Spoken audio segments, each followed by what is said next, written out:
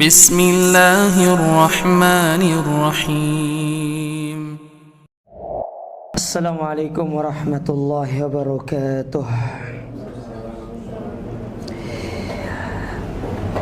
إن الحمد لله نحمده ونستعينه ونستغفره ونعوذ بالله تعالى من شرور أنفسنا ومن سيئات أعمالنا من يهده الله فلا مضل له ومن يضلل فلا هادي له واشهد أن لا إله إلا الله وحده لا شريك له واشهد أن محمدا عبده ورسوله. Amma ba'd, kaum muslimin wal muslimat, Bapak Ibu para jamaah yang semoga senantiasa dirahmati Allah. Alhamdulillah, kita bersyukur kepada Allah Azza wa Jalla pada kesempatan sore hari yang berbahagia ini. Allah kembali mempertemukan kita dalam majlis ini, melanjutkan kembali kajian kita dari tafsir Al-Quranul Karim, tafsir Juz Amma. Kita masih pada pembahasan surat Al-Bayyinah. Terakhir kita sampai pada ayat yang kelima. Betul ibu-ibu? Lupa ya? Hah? Betul nggak? Halo? Betul atau salah? Atau lupa catatannya?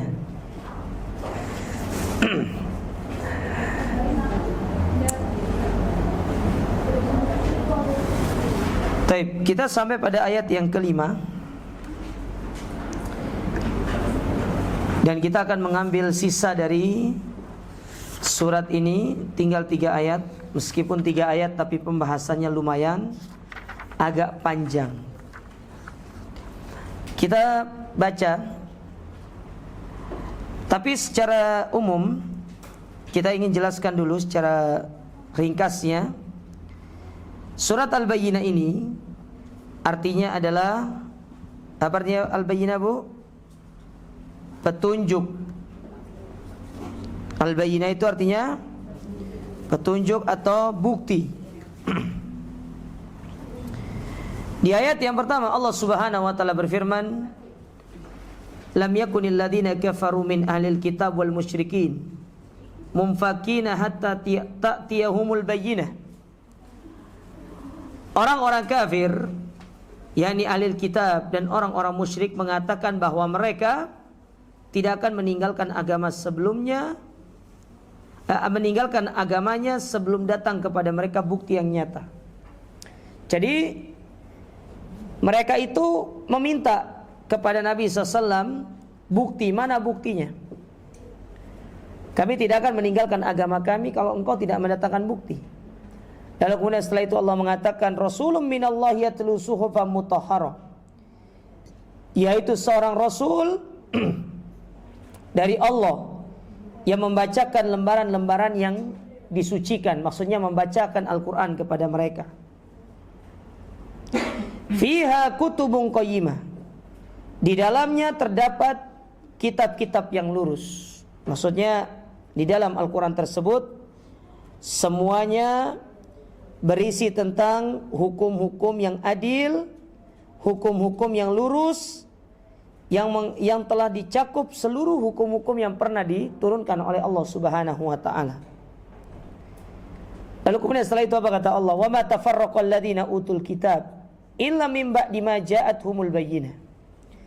Dan tidaklah berpecah belah orang-orang yang didatangkan Al-Qur'an kepada mereka atau Alkitab kepada mereka, melainkan sesudah datang kepada mereka bukti yang nyata. Artinya orang-orang dulu tuh, ketika diturunkan kitab suci kepada mereka, baik itu dari kalangan orang Nasrani ataupun Yahudi, ketika diturunkan kitab suci, mereka pun menjadi berpecah belah. Ada yang beriman, ada yang tetap kufur.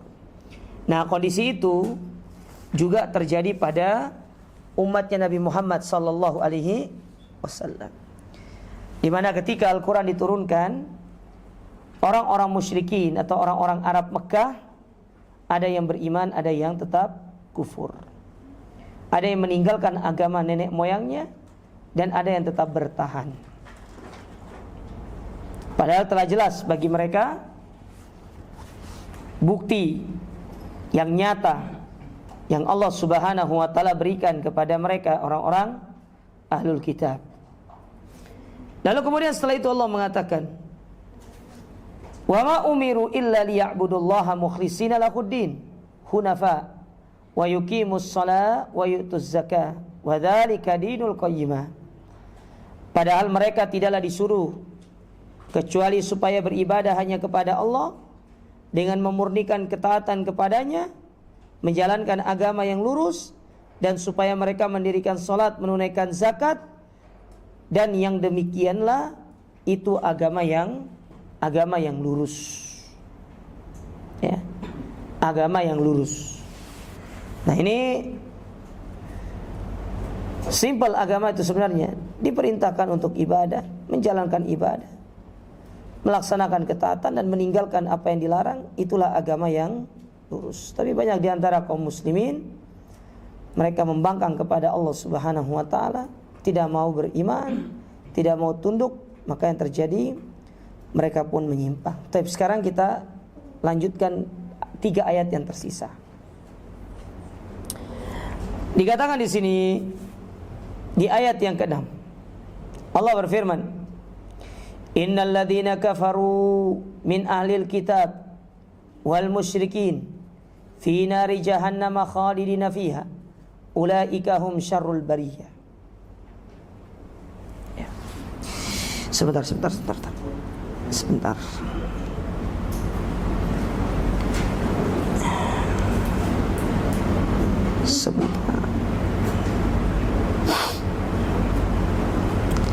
Ada WA penting soalnya nih. Sebentar ya.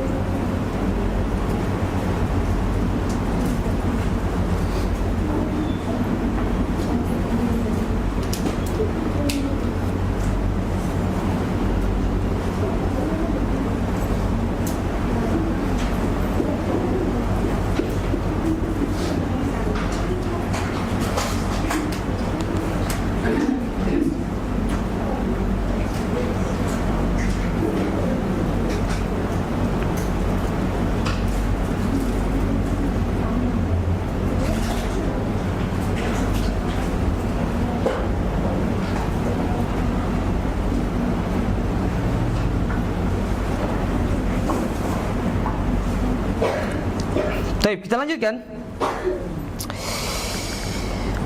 Kata Allah Subhanahu wa taala, sesungguhnya orang-orang yang kufur dari kalangan ahlul kitab, yaitu Yahudi dan Nasrani, dan juga orang-orang yang berbuat syirik,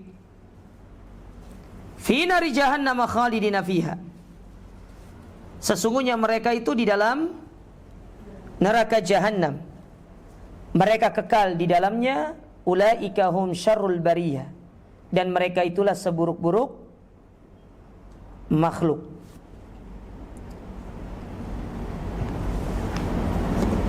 Kita perhatikan ayat ini. Kata Syekh Muhammad bin Shalih Al-Utsaimin, beliau mengatakan, "Bayyanallahu ta'ala fi hadhil ayah", bahwasanya di dalam ayat ini Allah Subhanahu wa taala menjelaskan dengan penjelasan yang sangat menekankan bahwasanya orang kafir dari kalangan ahlul kitab dan juga orang-orang musyrikin, mereka itu di dalam neraka yang disebut dengan neraka Jahannam. Taib. Sumiyat Jahannam. Kenapa dinamakan Jahannam? Kenapa dinamakan neraka jahanam? Libu diqriha wa sawadiha. Karena dia itu dalam dan sangat hitam. Dalam sekali. Jadi dia ini ibarat sumur yang sangat dalam. Makanya disebut dengan neraka jahanam itu karena dia itu dalam, turun ke bawah. Ya, turun sekali ke bawah dan dia sangat gelap. Coba lihat, coba tanya orang-orang diving itu, semakin dalam semakin gelap. Karena tidak ada cahaya. Semakin dalam semakin gelap. Makanya neraka jahanam itu gelap, sangat gelap. Ya. Fahuwa ma'khudhun minal juhma. Yang mana kalimat jahannam ini diambil dari kata juhma. Wakil innahu ismun a'jami arabathul arab. Yang mana jahannam itu bukan berasal dari bahasa Arab, tetapi dia diarabkan jadinya. Makanya dia itu bukan jahannamun, tapi jahannamu. Kita kalau ingin tahu Bapak Ibu, kalimat tersebut apakah dia itu berasal dari bahasa Arab atau tidak, biasanya salah satu tandanya dia tidak bertanwin. Kayak jahannamu itu bukan bahasa Arab asli, tapi dimasukkan ke dalam bahasa Arab. Ya. Makanya dia tidak bertanwin, bukan jahannamun, tapi jahannamu kalau dalam ilmu bahasa Arabnya. Dan masih banyak lagi cara untuk mengetahui apakah kata ini termasuk kata Arab atau bukan gitu. Ya. Nah, jahannam ismun min asma'in nar. Nama di antara nama-nama neraka. Karena neraka itu kan ada nama neraka Saqar, terus ada namanya neraka Hawiyah, ada namanya neraka Hutoma, ya ada namanya neraka Jahannam, itu di antaranya. Nanti sisanya bisa dicari di Google lah. Ya.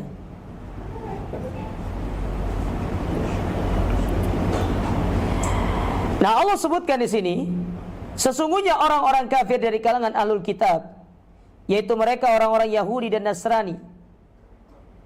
Kenapa mereka disebutkan fa innal yahud wan nasara kuffarun hina lam yu'minu bi Rasulillah Muhammad sallallahu alaihi wasallam. Mereka itu disebut dengan kafir karena mereka tidak mau beriman kepada Rasul. Nah, mau beriman kepada Muhammad. Meskipun mereka sebelumnya beriman kepada Nabi Musa dan beriman kepada Nabi Isa, tapi setelah diutusnya Nabi Muhammad, keimanan mereka harus dipindahkan dari Isa menuju Muhammad, dari Musa menuju Muhammad. Sebelum diturunkan Muhammad, mereka boleh untuk tetap berada di atas agamanya. Karena memang syariat sebelum syariatnya Nabi Muhammad, ingat ini ya, syariat sebelum syariatnya Nabi Muhammad tidak melazimkan kita itu harus mengikuti syariat atau Nabi yang akan datang setelah itu. Misalkan nih, Nabi Musa dulu toh, baru Nabi Isa. Maka pengikut Nabi Musa tidak dilazimkan untuk mengikuti Isa. Mereka boleh tetap untuk berada di atas agamanya Nabi Musa. Makanya kita dapati di di saat Nabi diutus, ada orang-orang Yahudi yang masih berpegang teguh dengan Nabi Isa yang murni, dan ada yang orang Yahudi berpegang teguh dengan Nabi Musa yang murni, dan ada yang berpegang teguh dengan Nabi Isa yang murni. Semuanya berpegang teguh. Dan istidlal ini atau pendalilan ini jenengan bisa ambil seperti kisah Nabi Khidir dengan Nabi Musa. Mereka diutus pada zaman yang sama, tetapi Nabi Musa tidak dilazimkan harus mengikuti Nabi Khidir, dan Nabi Khidir tidak disuruh untuk mengikuti Nabi Musa. Padahal sebenarnya Nabi Musa itu lebih tinggi kedudukannya daripada Nabi Khidir. Nabi Musa ulul azmi. Namun Nabi Khidir tidak disuruh untuk kamu mengikuti Musa, beriman kepada Musa, tidak. Tapi setelah Nabi Muhammad diutus, maka semua agama samawi maupun agama ardi harus mengikuti syariat Nabi Muhammad. Makanya Nabi SAW ketika melihat Umar membawa lembaran Taurat dimarah. Kata Nabi, amutahawikuna anta ya ibnal Khattab, apakah kamu ragu dengan apa yang aku bawa? Laukana Musa hayyan, kalau sekiranya Musa masih hidup, ma wasi'ahu illa an yattabi'ani, maka tidak ada tidak boleh bagi dia untuk menyebarkan syariat yang dia bawa, tapi dia harus beriman dengan agama yang aku bawa. Nah, ini menunjukkan syariat Nabi Muhammad itu adalah syariat yang paripurna. Ya, syariat yang paripurna, dan tidak akan ada yang bisa menandinginya. Makanya mereka disebut dengan orang yang kafir. Kafir itu apa sih artinya? Kafir itu dari kata kafaro, yakfuru, mengingkari. Ya, itu artinya kafir. Orang yang mengingkari. Itu namanya apa? Kafir. Itu bahasa Quran. Maka jangan di-Indonesiakan. Kalau bahasa Indonesia juga kafir juga bahasa Indonesia itu. Kita sudah jadi bahasa serapan toh? Kafir. Kalau yang pakai nulis namanya kapur. Itu kapur kalau itu. Kalau yang tidak mau beriman, menolak syariat, itu namanya kafir. Jadi kafir itu artinya orang yang menolak. Taib. Perhatikan di sini. Wa in qalu, apabila mereka mengatakan innahum mu'minun billah wal yaumil akhir, kami itu beriman dengan Allah dan hari akhir. Wa yad'una limautahum birrahmah wa ma asbaha dzalika minal ibarat. Dan mereka berdoa untuk orang-orang yang sudah mati di antara mereka dengan kebaikan, dengan rahmat. Wa ma asbaha dzalik, dan yang selainnya minal ibarat, dari lafaz-lafaz yang yatazallafuna biha fa innahum kadzibun. Dengan lafaz-lafaz yang datang, maka sesungguhnya mereka itu dusta. Dusta. Pada hakikatnya mereka tidak katakan beriman. Idlau kanu yu'minuna billahi wal yaumil akhir la amanu bi Muhammad. Karena kalau mereka benar-benar beriman kepada Allah dan hari akhir, maka konsekuensinya mereka pasti mengikuti Nabi Muhammad. Ya, jadi sebenarnya ucapan mereka beriman kepada Allah dan kepada Allah dan hari kiamat itu hanya ucapan yang dusta. Karena konsekuensi orang beriman kepada Allah berarti mengikuti apa yang Allah perintahkan. Dan yang Allah perintahkan kepada kita setelah diutusnya Nabi Muhammad adalah mengikuti Nabi Muhammad. Makanya orang Yahudi dan Nasrani, kalau mereka tidak mau mengikuti ajaran Nabi Muhammad, mereka itu satu dicap sebagai pendusta, dan yang kedua dicap sebagai orang yang kafir. Ya. Ini mau dirubah-rubah. Oh, jangan kafir, non muslim saja. Ya, non muslim itu bahasa halusnya, bahasa kasar ya kafir. Mungkin bagi mereka tuh jangan bilang kafir keras, tapi dengan yang lembut dikit lah, kafir gitu kan. Ya sama saja.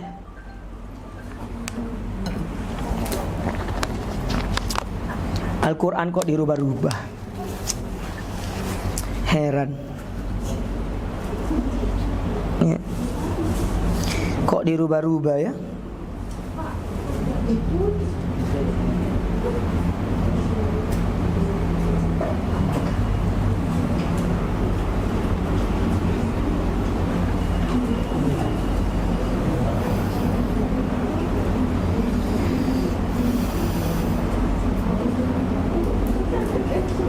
Taib.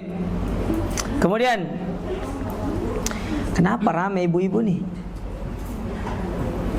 Kayaknya selesai ini kita kajian kitab adab aja ya, biar nggak ramai ibu-ibu nih. Bu, bukan ibu-ibunya ramai ya, mbak-mbaknya atau mak-mak?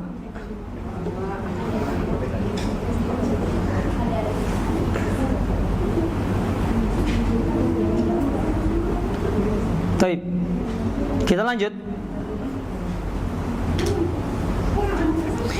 Jadi kalau mereka benar-benar beriman dengan Allah dan Rasulnya, atau dengan Allah dan hari kiamat, maka pasti mereka akan beriman dengan Nabi Muhammad. Balla amanu bi rusulihim, demikian pula akan beriman dengan rasul-rasul yang Allah utus kepada mereka. Li'an Nabi sallallahu alaihi wasallam qad wujida wasfuhu fit Taurah, karena sungguh sifat Nabi itu telah disebutkan di dalam Taurat dan Injil. Jadi Nabi itu sifatnya sudah disebutkan secara jelas dalam Taurat dan Injil. Jadi mereka itu lebih mengenal Nabi daripada mengenal anak kandung mereka sendiri. Tapi saking mereka tidak mau beriman, maka yang terjadi mereka itu kufur kepada Allah Ta'ala. Jadi orang Yahudi dan Nasrani ini, dia kenal ciri-ciri Nabi seperti apa. Karena Allah menceritakan secara detail di dalam Al-Quran, di dalam Taurat dan Injil tentang Nabi itu. Diceritakan secara detail gitu loh. Nabi itu seperti apa, bagaimana. Contohnya, dari mana kemudian kita tahu Nabi diceritakan secara detail? Dari perjalanan Salman Al-Farisi. Salman Al-Farisi, beliau menempuh perjalanan spiritual yang sangat panjang.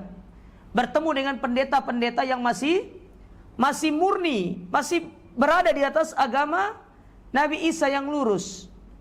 Sampailah pada seorang pendeta, yang mana pendeta tersebut mengatakan akan muncul seorang nabi, ya, di tempat yang tandus, yang gersang, yang penuh dengan batu-batu cadas, dan dia akan berhijrah ke tempat yang penuh dengan mutiara-mutiara berwarna hitam. Mutiara berwarna hitam itulah kurma.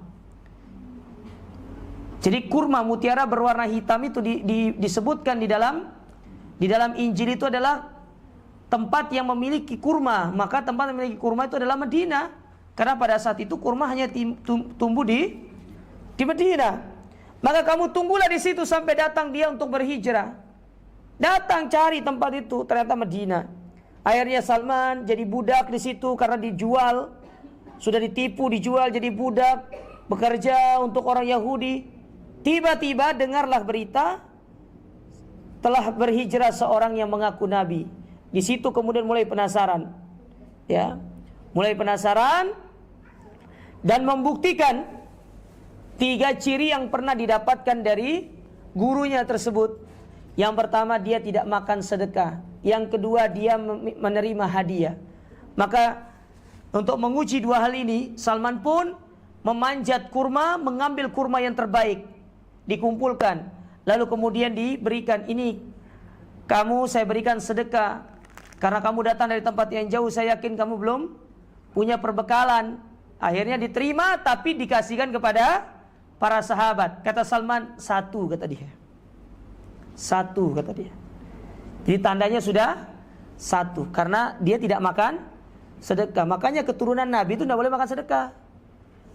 Sehingga aku zuriatnya Nabi, Habib. Iku Habib 1 tuh. Beb, sehat Beb. Kok telat Beb? Ya Allah Habib.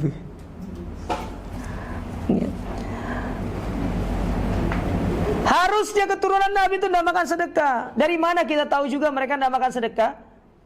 Cucu Nabi Al-Hasan dan Al-Husain pernah satu ketika makan kurma sedekah, lalu kemudian Nabi mengeluarkan secara paksa, lalu mengatakan keluarga Muhammad tidak makan sedekah. Oh ini enggak, ahlan wa sahlan, sedekah infak, fadal. Iya, ahlan wa sahlan, marhaban bikum katanya. La haula wala quwwata illa billah. Katanya ngaku sebagai zuriat Nabi. Masih banyak sebenarnya cara untuk membantah mereka itu. Ya. Sampai pada puncaknya suruh tes DNA aja. Pasti tidak berani. Oh haram tes DNA zuriat itu. Wah, enggak benar. Iya, enggak boleh. Iya, enggak boleh itu kan. Taib. Nah, akhirnya keesokan harinya Salman naik lagi, kumpulkan yang terbaik. Datang lagi. Kemarin aku kasih kamu sedekah, kamu tidak memakannya. Ini aku ada hadiah.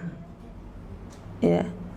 Aku memberikanmu. Langsung diambil dimakan sama Nabi SAW. Kata Salman 2. Sudah 2, tinggal 1. Kata gurunya Salman, bahwasanya setiap Nabi itu memiliki tanda yang ada di pundaknya. Itu satu benjolan sebesar telur burung dara. Nah Salman ini di satu ketika Nabi SAW sedang duduk, beliau keliling. Nabi paham orang ini maksudnya apa. Maka kemudian Nabi melepaskan selendangnya dan terlihat di situ ada tanda. Setelah itu baru kemudian Salman seketika itu langsung bersyahadat di hadapan Nabi SAW dan menangis. Aku sudah lama menunggumu. Aku bersyahadat. Nah, itu coba lihat. Ada yang masih berpegang teguh dengan Nabi Isa waktu itu, ada di antara mereka tuh. Ada di antara, dan itu disebut, maksudnya gini loh. Ciri-ciri Nabi itu disebutkan di dalam kitab-kitab Taurat dan Injil. Nah, kalau sekarang jenengan buka Taurat Injil nggak dapati, berarti sudah dirubah oleh para pendeta-pendeta itu.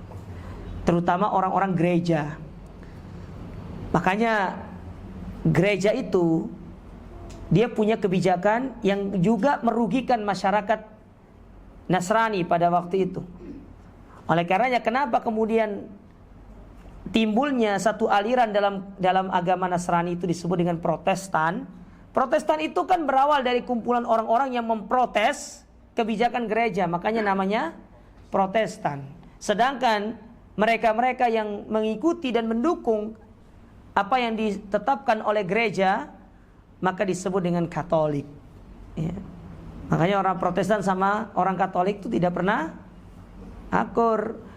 Berbeda agama, itu loh, satu agama tapi beda aliran. Nah, nggak mau nikah dia. Ya, nggak mau nikah. Ya, dia nggak mau nikah. Disuruh baptis ulang. Disuruh baptis ulang. Yang tadinya Katolik disuruh pindah ke Protestan, yang Protestan pindah ke Katolik. Begitu. Jadi sebenarnya di Indonesia diakui lima agama toh. Ada Islam. Terus ada Kristen, ada Kristen, Hindu, Buddha, sama sebenarnya kan ada Katolik, ada Protestan, kan dua agama ini sebenarnya satu agama jadi dua. Sebenarnya sama kayak dalam Islam itu ada kelompok Haroki, ada Salafi gitu loh. Itu sebenarnya. Tapi dia jadi agama. Maka lama-lama bentar lagi nih orang-orang ini jadi agama loh. Udah akan masuk surga kalau tidak begini, kalau tidak begini. Ya bahaya seperti ini siapa? Lama-lama kayak Nasrani kita ini. Ya, subhanallah. Ya, hati-hati. Makanya saya heran sama orang-orang itu. Kalau kalian ketemu malaikat maut, sebut saja saya ini, ikut ini. La haula wala quwata illa billah. Malaikat maut enggak tahu itu. Enggak kenal juga, pendirinya siapa juga enggak tahu juga dia. Iki repot iki. Ya. Subhanallah. Nah, jadi maksud saya, ciri-ciri Nabi itu sudah disebutkan dalam Taurat dan Injil. Nah, Allah sebutkan itu dalam surat Al-A'raf pada ayat yang ke-157. Apa kata Allah Subhanahu wa taala? Allah berfirman, "Alladzina yattabi'una ar-rasulan nabiyyal ummiyal ladzi yajidunahu maktuban indahum."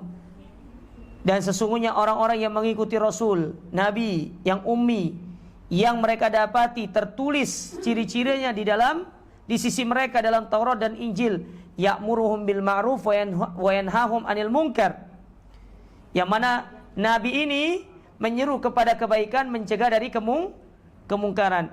Wa yuhillu lahumut thayyibat wa yuharrimu 'alaihimul khaba'its. Menghalalkan yang baik dan mengharamkan yang buruk. Itu sifat Nabi disebutkan dalam Taurat dan Injil begitu. Tapi mereka tidak mau mengikutinya. Terutama orang-orang Nasrani. Kenapa tidak mau mengikuti Nabi Muhammad SAW? Mereka itu terkena dengan urusan dunianya. Karena kalau mereka itu mengikuti masuk Islam, khawatirnya itu kehilangan dunia.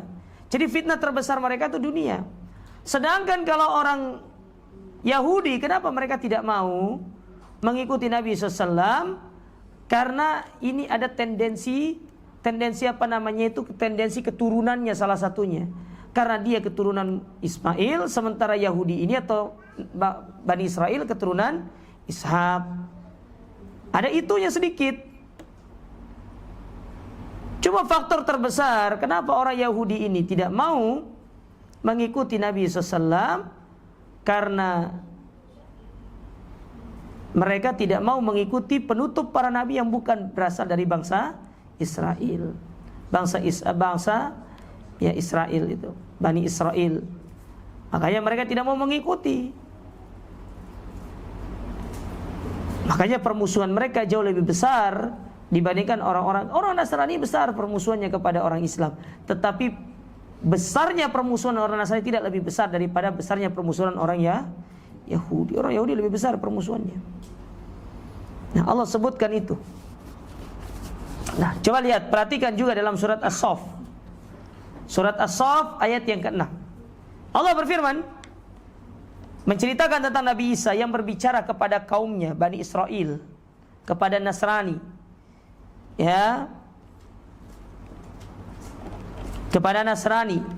Kata Allah Ta'ala dalam surat Saff ayat yang ke-6, ya Bani Israel, wahai Bani Israel, inni Rasulullah ilaikum, sesungguhnya aku Rasul yang diutus kepada kalian, musaddiqan lima baina yaday minat Taurat, dan aku membenarkan apa-apa yang ada di tangan kalian sebelumnya dari Taurat, wa mubasysyiran bi rasul, dan aku memberikan kabar gembira kepada kalian, ya'ti mim ba'di, akan datang setelahku seorang Rasul, namanya siapa?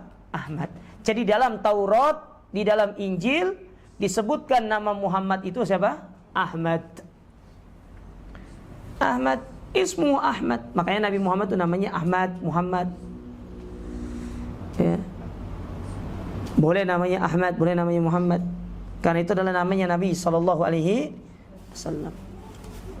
Nah, maksud saya, mereka ini kalau memang nyatanya beriman kepada Allah Subhanahu wa Ta'ala dan Rasulnya, harusnya mereka itu ya mengikuti Rasul yang diutus oleh Allah Subhanahu wa Ta'ala kepada mereka. Paham maksudnya ibu-ibu?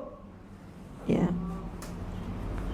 Lalu kemudian Allah Ta'ala mengatakan di situ, ulaika hum syarrul bariyah, dan mereka inilah seburuk-buruk makhluk. Jadi orang-orang musyrikin dan orang-orang kafir ini seburuk-buruk manusia yang Allah Subhanahu wa Ta'ala ciptakan di atas muka bumi. Makanya ada sebuah kaidah dari kalangan para ulama, seburuk-buruk orang beriman, seburuk-buruk orang Islam tetap lebih baik daripada sebaik-baik orang kafir. Karena yang diukur oleh Allah Ta'ala itu adalah keimanannya, bukan kedudukan dia di tengah masyarakat. Ya, jadi tetap dia yang terbaik. Tapi bukan berarti ya udah Ustaz, saya jadi seburuk-buruk muslim saja. Ya enggak gitu maksudnya. Tetap berusaha untuk menjadi muslim yang terbaik. Ya. Kita berusaha untuk mengamalkan segala ilmu yang kita sudah dapatkan. Taib. Kemudian kita lanjut ayat berikutnya. Allah berfirman, innal ladzina amanu wa amilus solihat ulaika hum khairul bariyah. Sesungguhnya orang-orang yang beriman dan beramal soleh, mereka lah sebaik-baik makhluk. Kalau tadi sebelumnya Allah berbicara tentang seburuk-buruk makhluk, maka pada ayat yang ke-7 Allah berbicara tentang sebaik-baik makhluk. Siapa sebaik-baik makhluk, Bu? Orang beriman dan taib. Kita baca di sini.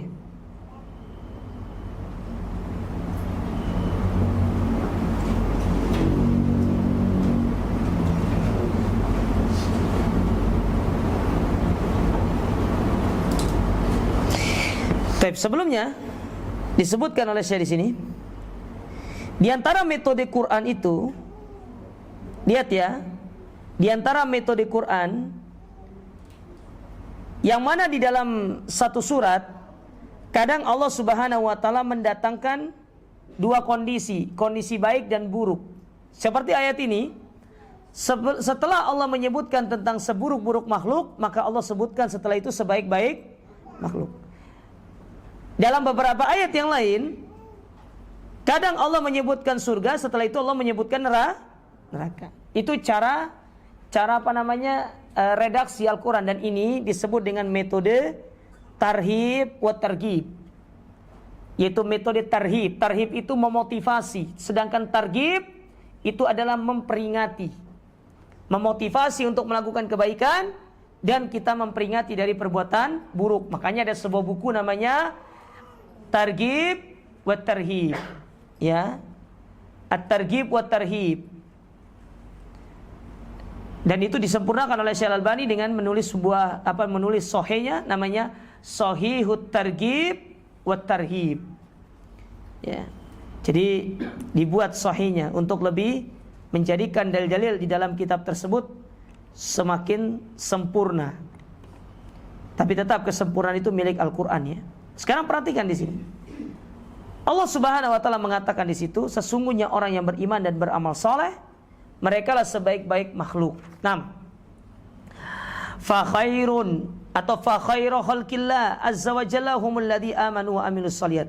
Sebaik-baik makhluk ciptaan Allah taala, merekalah yang beriman dan beramal saleh. Jadi ini dua sifat yang penting, iman, amal. Atau dengan bahasa lain, tauhid, sunnah. Ingat, tauhid itu keikhlasannya, sunnah itu amalannya. Paham? Paham di sini Bu-ibu? Jadi kita kalau berbicara tentang tauhid, berarti kita berbicara tentang keikhlasan. Tapi kalau kita berbicara tentang sunnah, berarti kita berbicara tentang apa? Tentang amal. Ya, perhatikan ini Bu-ibu. Jadi kalau kita berbicara tentang tauhid, berarti kita berbicara tentang keikhlasan di dalam beramal, kemurnian. Sedangkan kalau kita berbicara tentang sunnah, maka kita berbicara tentang amalnya. Amal itu harus sesuai dengan yang diajarkan oleh Nabi SAW. Makanya amal soleh baru dikatakan sebagai amal soleh kalau mengikuti sunnah Nabi. Kalau tidak mengikuti sunnah Nabi, dia tidak dikatakan amal soleh oleh para ulama. Karena soleh itu artinya solihun niyah wa solihu al-ittiba. Itu maksudnya amal soleh itu. Amal soleh itu adalah amal yang secara niat benar, secara pencontohan atau mengikuti benar. Nah, makanya disebut dengan amal soleh. Harus paham loh ya. Bukan sekedar namanya Pak Soleh atau bakso Pak Soleh. Insyaallah Pak sabar yang ada. Perhatikan masalah ini ya. Jadi kalau ibu ditanya, nanti ada satu pertanyaan nih, kenapa disebut dengan amal soleh? Apa ibu jawab? Baru saya sebutkan ini, sudah lupa. Hah? Apa Bu? Kenapa disebut dengan amal soleh? Karena yang pertama soleh secara niat, dan yang kedua soleh secara ittiba. Paham? Niatnya soleh dan juga mengikutinya itu sesuai dengan contoh. Makanya disebut dengan amal soleh.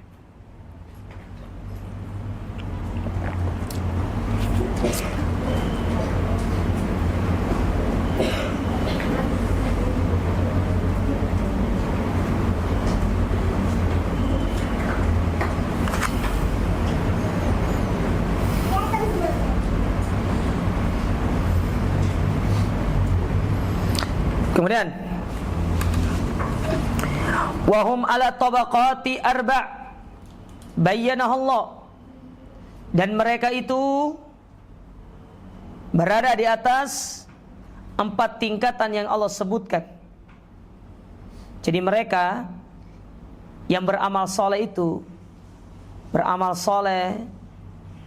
berada pada bisa masuk ke dalam 4 tingkatan manusia di dalam surga. Satu, ayatnya dulu. Ayatnya dalam surat An-Nisa. Surat An-Nisa pada ayat yang ke-69. Sekaligus ayat ini menjelaskan tentang kedudukan manusia di mata Allah. Tingkatan manusia di mata Allah. Nih, ini sekaligus membantah orang-orang yang menganggap kewalian lebih tinggi daripada kenabian. Apa kata Allah? Wa may yuti'illaha wa rasulah. Barang siapa yang taat kepada Allah dan Rasulnya, faulaika ma'alladzi an'amallahu alaihim. Maka mereka itu akan dikumpulkan bersama dengan orang-orang yang Allah berikan nikmat. Siapa mereka? Yang pertama minan nabiyyin. Yang kedua minas siddiqin. Yang ketiga wasyuhada, dan yang keempat sholihin. Ayat tingkatan yang pertama yaitu tingkatan kenabian. Yang ini merupakan tingkatan yang paling tinggi. Tingkatan para nabi dan rasul. Makanya tidak ada manusia kedudukannya lebih tinggi daripada nabi dan rasul. Maka dari sini ini seolah-olah membantah orang mengatakan kewalian itu lebih tinggi daripada kenabian. Karena para nabi itu tidak pernah mengatakan dirinya kami bersatu dengan Allah, tidak pernah. Tetapi kalau tingkat wali, apalagi kalau sudah masuk dalam ilmu tarekat, ilmu tasawuf, sampai pada tingkatan ma'rifat, maka mereka mengatakan ada namanya aqidatu wihdatul wujud, bersatu dengan Allah. Jadi makhluk itu bisa bersatu dengan Allah. Maka jangan celah wali fulan, itu ada Allah bersemayam dalamnya. Subhanallah. Ya, kenapa dia tidak sholat? Oh, dia sudah keluar dari syariat katanya. Dia ngawur orang ini nih. Ya. Padahal semua kita di sini wali loh ya. Wali murid. Ya. Wali murid, wali kelas, wali santri, wali nikah. Ya. Bahkan ada yang mewalikan dirinya sendiri. Ya. Nah, ini aneh orang-orang itu. Tidak ada tingkatan tertinggi kecuali tingkatan kenabian. Dan kenabian itu adalah tingkatan yang paling tinggi dalam tingkatan manusia. Itu yang pertama. Ya, yaitu tingkatan an-nubuwah wa tabaqatur risalah, dan tingkat kerasulan. Summa ba'da nubuwah.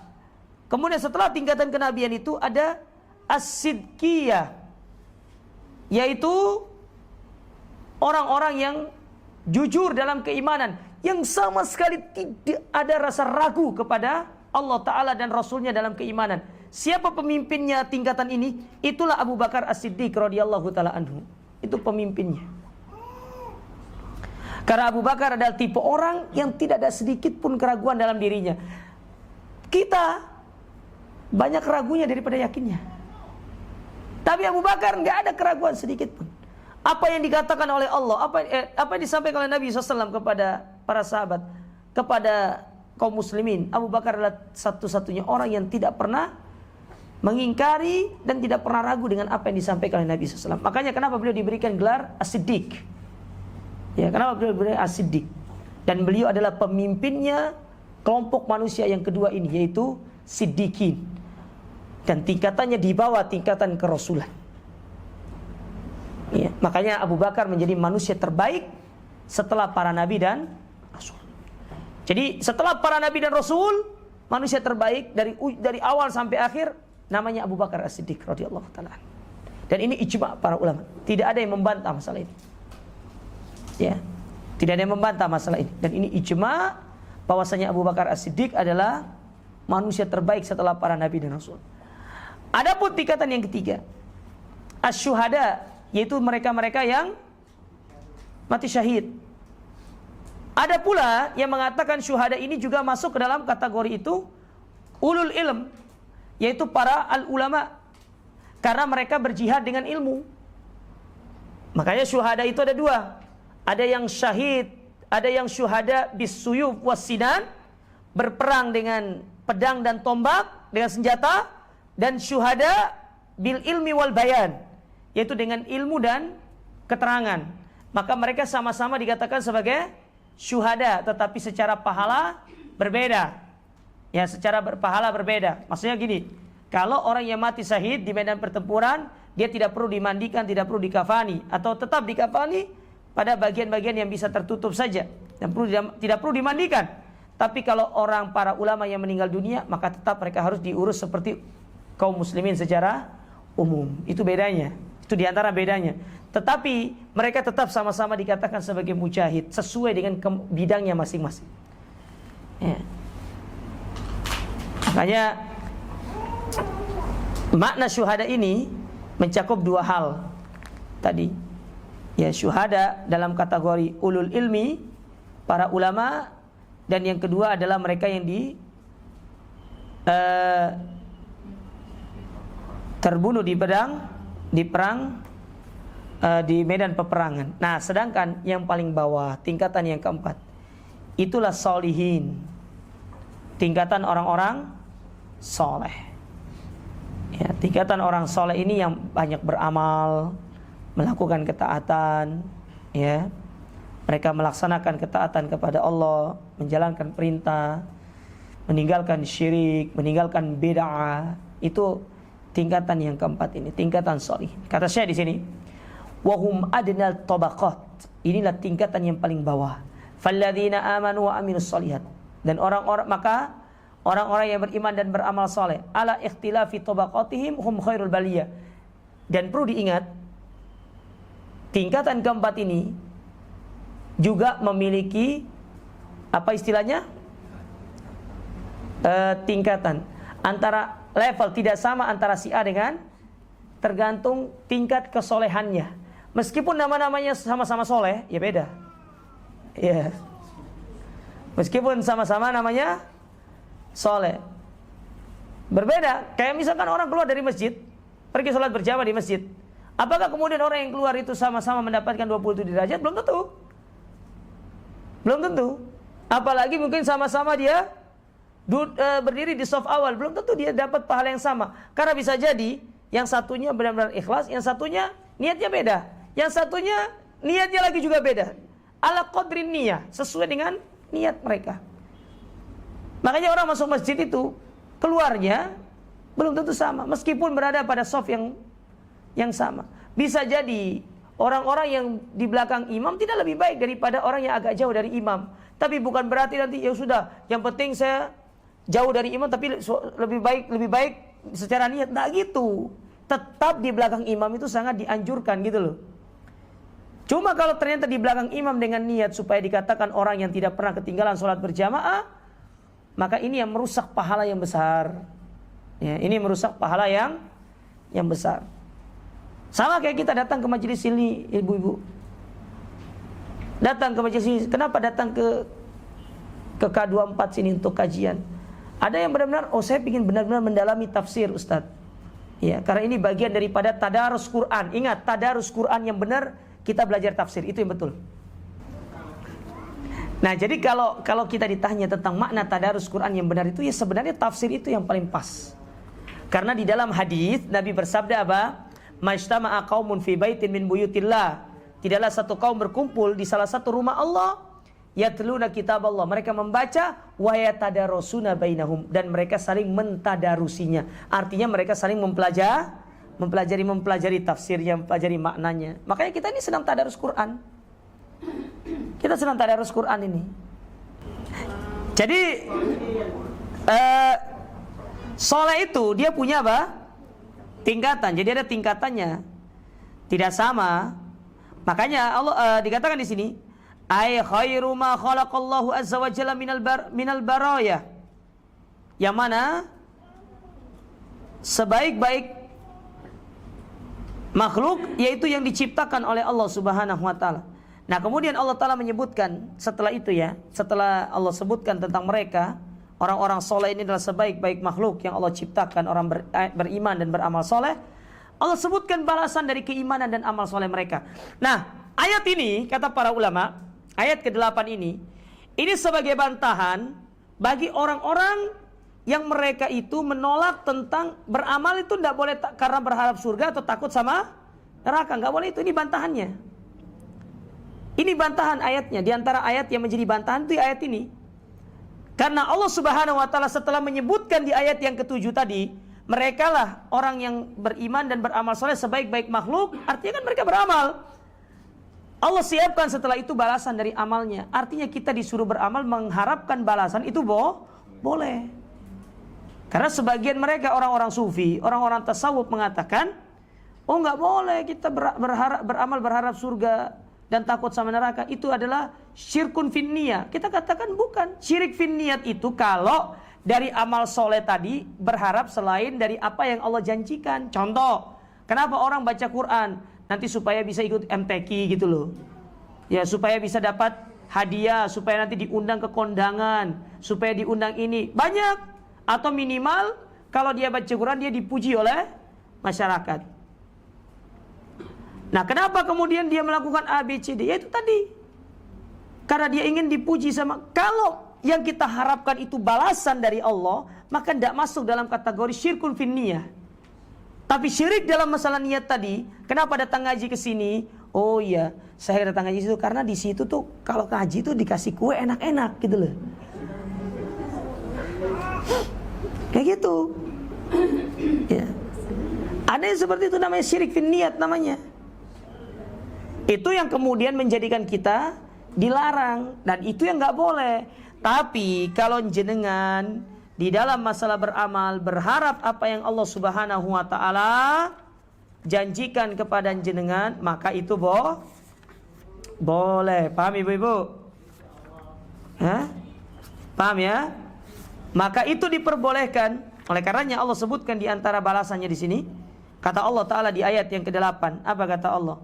Jazaohum inda rabbihim jannatu adnin tajri min tahtihal anhar khalidina fiha abada radiyallahu anhum wa radu'an dzalika liman khasyiya rabbah. Baik, perhatikan di sini. Allah mengatakan jazaohum inda rabbihim, balasan yang Allah berikan bagi mereka di sisi Allah yaitu jannat. Lihat, jannat itu jamak dari kata jannatun. Jannat itu menunjukkan banyak, artinya tingkatannya banyak, bukan satu. Ya, tingkatannya banyak, bukan satu. Jannatu Aden, yaitu surga Aden. Karena Aden itu nama surga. Lalu dikatakan di situ tajri min tahtihal anhar, yang mengalir di bawah sungai Aden. Surga Aden itu ada sungai-sungai yang mengalir di bawahnya. Yang mana sungai yang mengalir itu hanya 4 macam. Ada sungai susu, sungai madu, sungai khamar, dan sungai air putih. Air putihnya itu segar. Kemudian susunya anti basi. Madunya madu murni. Sedangkan khamarnya tidak memabukkan. Dia segar. Mengalir di bawahnya itu. Ya. Airnya itu menyegarkan. Kata para ulama, khamarnya itu tidak akan pernah memabukkan, bahkan dia lezat. Sebagaimana penjelasan dari Nabi SAW, tidak memabukkan. Berbeda dengan khamar dunia. Khamar dunia seperti apa merek-mereknya itu? Ada apa namanya itu? Apa? Marta.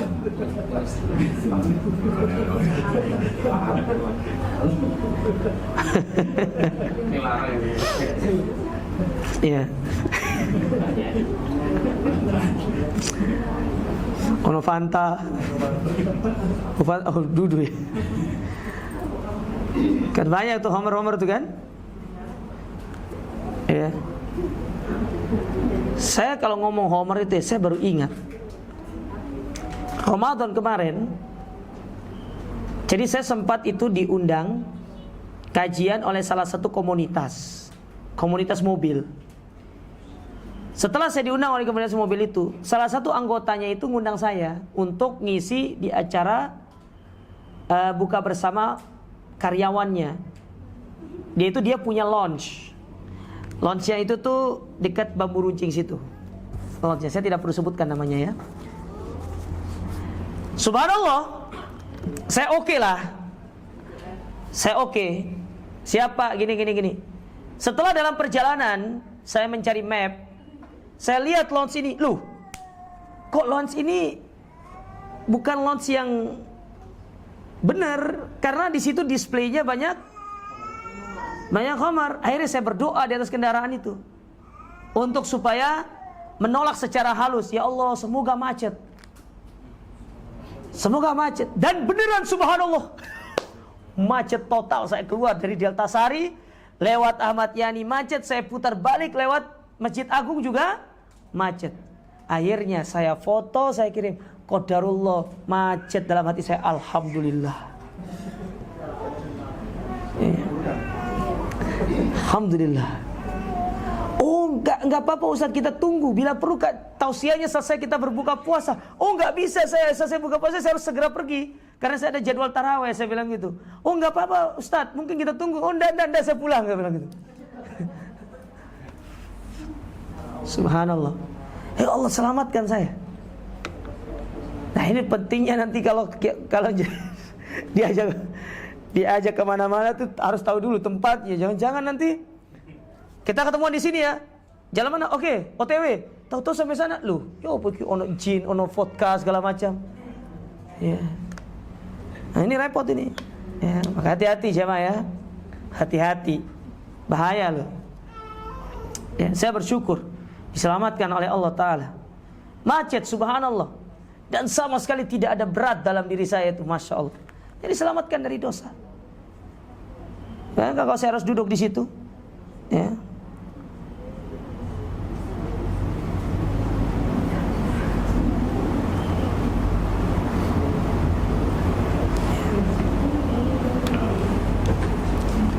Taib. Kemudian dikatakan di sini jannat, ya, jadi surga-surga. Surga-surga yang mengalir di bawahnya itu sungai-sungai. Dikatakan di sini, wa huna qaddamallahu as-sana 'alal mu'min alladziina 'amalus shalihat 'ala dzikri jazaa'im. Perhatikan di sini. Di dalam surat ini Allah mendahulukan pujian terhadap orang beriman. Di ayat yang ke-7 baru Allah sebutkan balasannya. Allah tidak sebutkan balasan baru pujian kepada orang beriman, tapi didahulukan pujiannya bagi orang beriman, baru kemudian balasannya. Kenapa demikian? Li'anna sana Allah alaihim a'dham martabah wa a'la manqabah. Karena pujian Allah lebih utama daripada surga itu semua. Lebih utama daripada surga itu semua. Paham ya? Lebih utama. Pujian Allah kepada kita itu lebih utama daripada surga itu semua. Ya. Falidzalika qaddamahu 'alal jazaa alladzi huwa jazaohum fi yaumil qiyamah. Oleh karena itu kenapa Allah kemudian mendahulukan penyebutan pujian daripada balasan yang Allah berikan bagi mereka di hari kiamat. Itu balasan bagi mereka. Ya.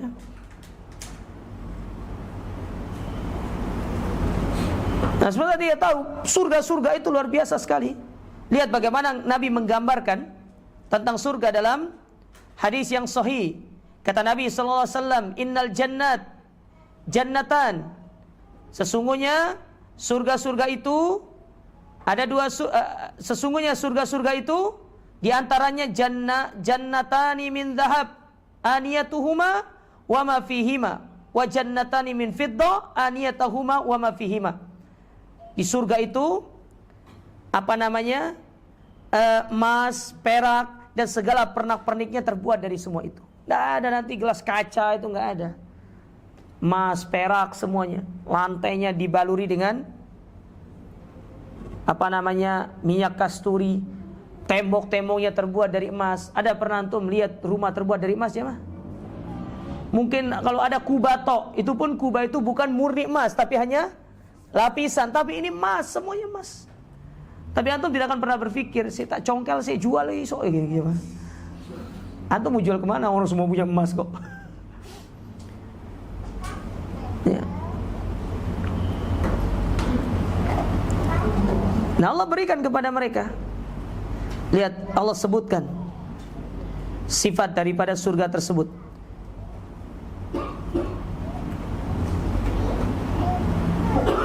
Taib. Kemudian saya tidak akan memperpanjang membaca ini. Setelah itu disebutkan oleh saya di sini bahwasanya di surga-surga itu tajri min tahtihal anhar, mengalir di bawah-bawahnya itu sungai. Berkata para ulama, min tahti kusuriha, yaitu mengalir di bawah istana-istana mereka, wa asjariha, di bawah pohon-pohon mereka. Itu pohon-pohon yang ada di surga. Kalau ditanya pohon di surga itu bentuknya apa Ustaz? Sama kayak di dunia, cuma beda rasa. Buahnya sama tapi beda rasanya. Dari mana kita tahu bahwasanya buah yang ada di surga sama dengan ada yang di dunia? Dalam firman Allah Ta'ala surat Al-Baqarah ayat 25. Posisi sebelah kanan atas.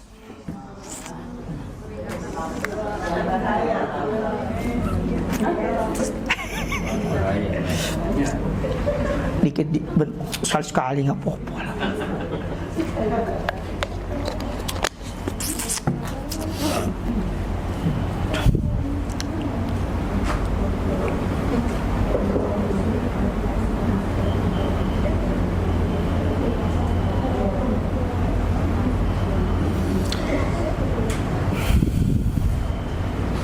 Baik.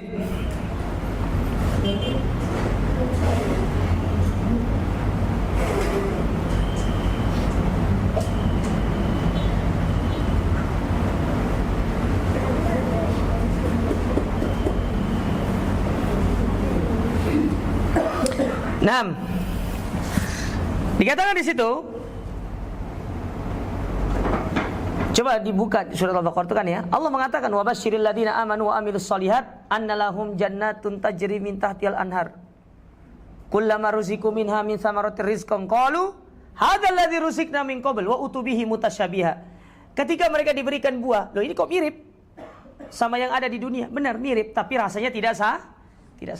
Nah, itu menunjukkan buah yang ada di surga itu sama dengan ada di dunia, tetapi secara rasa dan kelezatannya berbeda.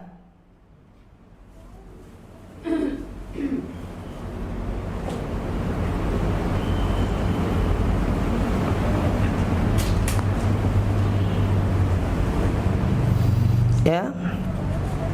Tapi secara rasa dan teksturnya berbeda, cuma mirip tok. Kalau kita beli mangga, Pak, Bu ya, kadang ada yang manis, ada yang bahkan dalam satu buah itu belum tentu manis semua. Tapi di surga semuanya manis.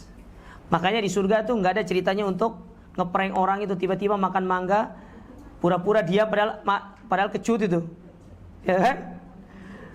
Karena di surga semuanya manis. Jadi nggak ada cerita itu di surga, nggak ada gitu-gitu. Kalau ada gitu-gitu bohong gitu. Di surga nggak ada kecut-kecut itu. Kemudian dikatakan di situ, wa illa fahuwa ala sadhiha wa laysa asfal. Kalau tidak, dia akan mengalir di atasnya, bukan di bawahnya. Bayangkan mengalir di atas ya. Tuh, bayangkan mengalir di atas itu.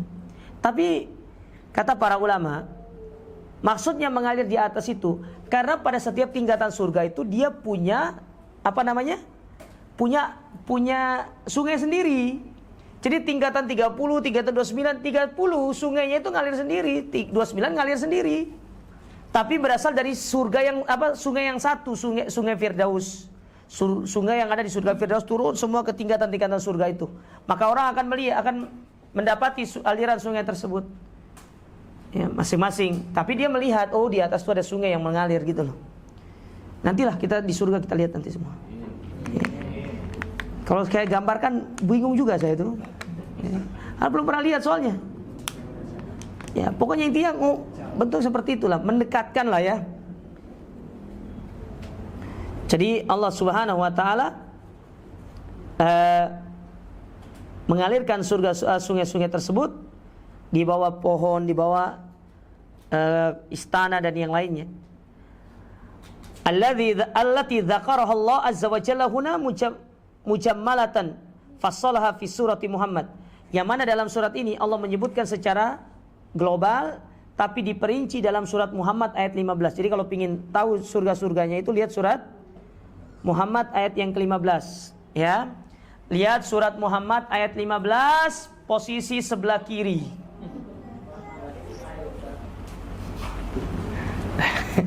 Tengah-tengah.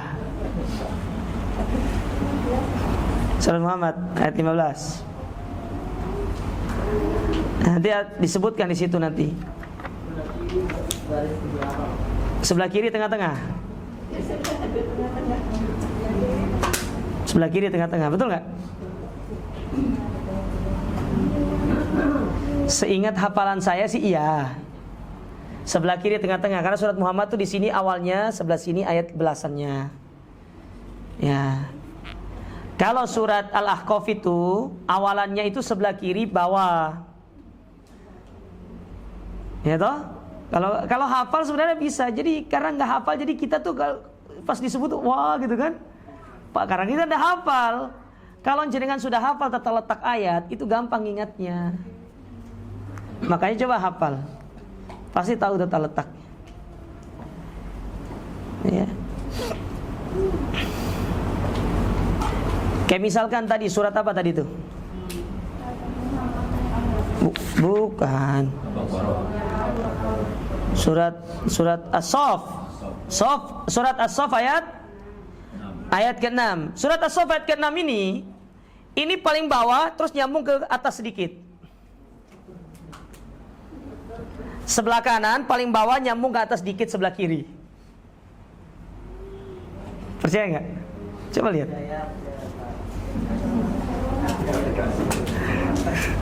Ya, coba lihat.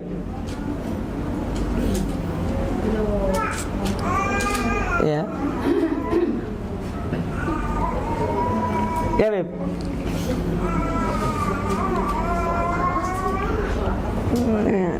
Itu surat As-Saff.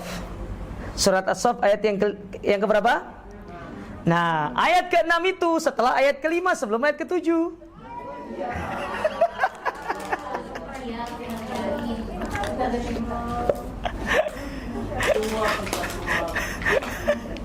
Biar ibu nak ngantuk.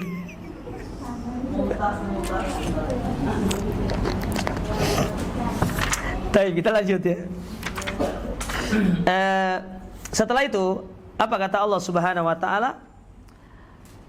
Radhiyallahu anhum wa radu'an. Mereka ridha, Allah ridha kepada mereka dan mereka pun ridha kepada Allah. Apa kata Syekh di sini? Wa hadza akmalu naimin annallaha ta'ala yarda anhum. Bahwasanya ini merupakan nikmat yang paling sempurna ketika Allah ridha kepada mereka. Ya, karena yang dibutuhkan itu adalah ridha. Ya, ridha Allah Subhanahu wa ta'ala. Keridhaan Allah kepada kita itu sangat luar biasa. Nah, demikian pula mereka ridha kepada Allah, menjadikan Allah sebagai Rabb mereka, beribadah hanya kepada Allah. Ya, kemudian mereka menjalankan perintah-perintah dan menjauhkan diri dari larangan. Itu bentuk kita ridha kepada Allah sebagai Rabb. Makanya orang yang mengaku Allah sebagai Rabbnya, raditu billahi robba, berarti dia menjalankan konsekuensinya. Paham ya? Wabil islami dina, berarti menerima segala syariat Islam itu. Jangan ada yang namanya ini nanti dulu, berarti nggak ridha namanya. Wabil islami dina, wabi Muhammadin sallallahu alaihi wasallam nabi ya. Kita ridha dengan Muhammad sebagai nabi kita. Apa konsekuensinya? Amalkan 4 pilar yang ada dalam syahadat yang kedua. Yang pertama, atasdiqu fima akhbar, membenarkan apa yang dikabarkan oleh Nabi seluruhnya. Ya, yang kedua, ta'atuhu fima amar, mentaati beliau dalam setiap yang diperintahkan. Yang ketiga, wastinabuhu manaha anhu wa zajar, menjauhkan diri dari perkara yang dilarang oleh Nabi SAW. Dan yang keempat, wala yu'badullah illa bima syara', dan tidaklah beribadah kecuali dengan apa yang telah beliau syariatkan. Itu namanya wabi Muhammadin sallallahu alaihi wasallam nabi. Ya, itu caranya. Jangan raditu billahi robba, wabil islami dina, wabi Muhammadin, aku ridho Muhammad utusanku. Apa tandanya? Majelis cinta Rasul. Enggak butuh Nabi itu. Nah, enggak butuh Nabi buat majelis cinta Rasul, majelis cinta ini, majelis selawat Rasul. Enggak butuh itu. Yang dibutuhkan tuh amalkan sunnahnya. Itu aja. Gampang untuk menjadikan Nabi itu ridho sama kita itu. Amalkan sunnahnya. Karena kalau kita tidak mengamalkan sunnah, maka konsekuensinya kita tidak bisa minum dari telaga Nabi. Makanya untuk membantah mereka-mereka yang memerangi sunnah Nabi, apalagi mereka yang mengaku sebagai cucu Nabi, ada 2 sebenarnya cara membantahnya. Yang pertama tadi, katanya keturunan Nabi kok makan sedekah? Kan keturunan Nabi tidak boleh makan sedekah. Yang kedua, katanya keturunan Nabi, dzurriyyat Nabi, harusnya keturunan itu lebih berbangga dengan ajaran nenek moyangnya. Harusnya begitu. Itu logika. Sebagaimana kita mengajak mereka untuk masuk ke dalam, untuk mereka itu mengikuti dakwah salaf. Kata mereka, loh kami kan mengikuti nenek moyang. Kenapa giliran budaya ikuti nenek moyang? Kenapa giliran agama tidak ikuti nenek moyangnya? Apa sebabnya? Itu cara membantahnya gitu. Tidak usah pakai dalil kayak gitu tuh. Karena kalau kita ngomong pakai dalil, sekarang ada bapak punya anak nggak mau ikuti perintah bapaknya. Kira-kira anak bapaknya ngamuk gak? Ngamuk. Kamu ini anak siapa sih? Kok kamu lebih ikut dia daripada aku? Bapakmu loh. Ya, aku bapakmu loh. Kok kamu udah mau ikut saya? Lah gitu. Sekarang ngaku sebagai keturunan Nabi, tapi tidak mau mengikuti cara Nabi. Kan aneh. Ini namanya kalau kalau dalam istilah ilmu syair itu pernah dikatakan oleh seorang penyair, Ya, laukana hubbuka shadiqan la atatahu innal muhibba liman yuhibbu muti. Bahwasanya kaidah yang berlaku, yang mencintai pasti akan mengikuti siapapun yang dia cintai. Kan begitu kaidahnya. Maka ini adalah dusta, kebohongan. Ini namanya pembohongan publik namanya. Kebohongan publik. Terus banyak kebohongan di negara kita ini. Saya tuh bingung gitu ya. Kenapa orang Indonesia dipercaya terus gitu ya? Ada di bawah, telah mendarat di negara tercinta, rambutnya Nabi. Ya akhiku, rambut Nabi kok mendarat di Indonesia? Siapa yang ngasih izin itu? Sandal, ya Allah, sandal Nabi gitu kan.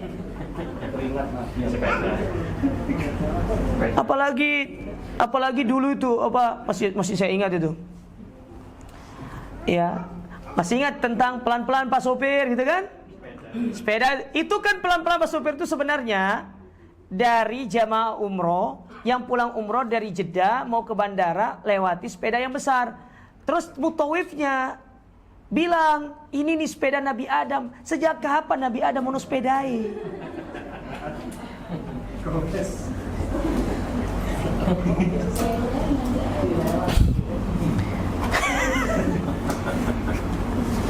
La haula wala quwwata illa billah. Radhiyallahu anhum wa radu an dzalika liman khasyiya rabb. Ya, yang demikian itu bagi orang-orang yang takut kepada Allah Subhanahu wa taala. Jadi itu adalah perintah dari Allah untuk kita senantiasa khusyuk dan fokus dalam beribadah. Nah, inilah tafsir dari surat Al-Bayyinah. Intinya di 3 ayat terakhir itu Allah menyebutkan balasan bagi orang kafir dan balasan bagi orang beriman. Ya, maka dengan demikian selesailah kita dari tafsir surat Al-Bayyinah. Setelah itu kita masuk surat apa, Bu? Surat Al-Qadar. Nah, surat Al-Qadar ini posisi sebelah kiri, posisi sebelah kanan atas. Ya, kanan atas. Sebentar. Tergantung mushaf sih sebenarnya. Tergantung mushaf sebenarnya. Ya, sampai di sini ada yang mau bertanya, Bu Ibu? Monggo.